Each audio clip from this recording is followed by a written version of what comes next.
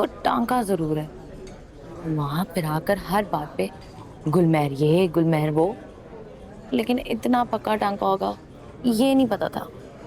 I still can't believe it. अच्छा तो कभी भाई आई ही नहीं तुमसे शौहर वाली। हमेशा जब उसका नाम लेते थे तो कोई फील ही नहीं आई। नहीं तो मैं नोट जरूर करती।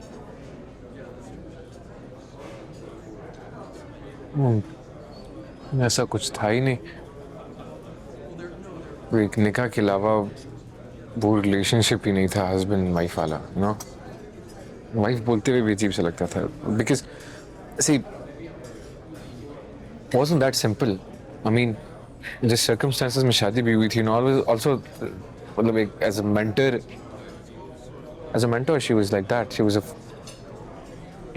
मान लिया, उस टेबल पे बैठे कपल ने भी मान लिया, मैंने भी मान लिया, मैनेजर ने मान लिया, स्वीपर ने मान लिया, शमसी साहब जो पत्थर दिल आदमी ने मान लिया, I know, Maheen, I know. Sir Changez Khan ने मान लिया जो एक पत्थर दिल आदमी है। Got the point.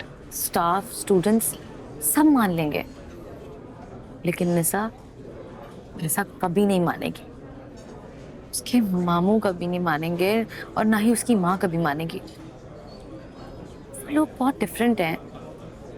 उनके मोहल्ले में, आस पड़ोस में, इवन दूर दूर तक कहीं पे भी दूसरी शादी का कोई कॉन्सेप्ट नहीं है। आपको पहले ही बताना चाहिए था that you're married. But it's complicated, no? तो बताते ना निशा को अपनी कॉम्प्लिकेशन। यही डिस्कशन थी मेरा। I mean, मेरे लिए तो शुरुआत ही वही थी जब मैंने उसे बता दिया था, so that was the whole point. मतलब ये भी एक तरह की चीटिंग है, इमोशनल मैनिपुलेशन। नहीं, मोहब्बत कोई प्रोजेक्ट नहीं है और ना होता है कि जिसको आप प्रॉपर अपनी फिजिबिलिटी, कंफर्ट जोन या ये सारी चीजें देख के शुरू करते हैं। It just happens.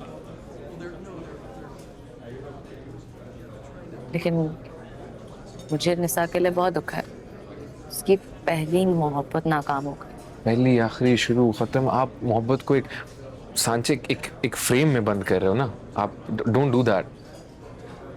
वफा, बेवफाई, यू नो, फास्ट, खैर जो भी है, ऑल ऑफ दीज थिंग्स। तुम ना गुलमेहर की जुबान बोलना बंद कर दो। अगर वो इतनी समझदार होती तो वो कल अपने माँ बाप को बताती कि तुम दोनों का मियाँ बीवी वाला रिश्ता नहीं है। और मोहब्बत में कोई एंड नहीं होता। अगर मोहब्बत का एंड नहीं होता तो एंड जैसी शक्ल क्यों बनाएंगे? Hope for the best. शायद निशा तुम्हारी कॉम्प्लिकेशन अंडरस्टैंड कर ले। इंशाल्लाह,